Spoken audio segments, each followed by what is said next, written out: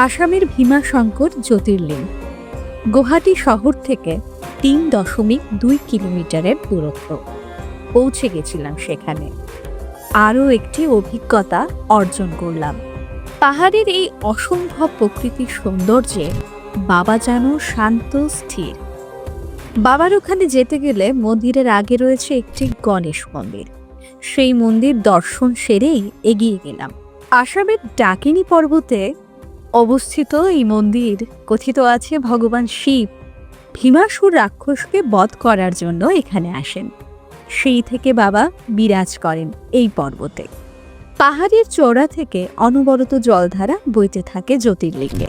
গুয়াহাটি গেলে অবশ্যই এই মন্দির দর্শন করার অনুরোধ রইল। হর হর মহাদেব।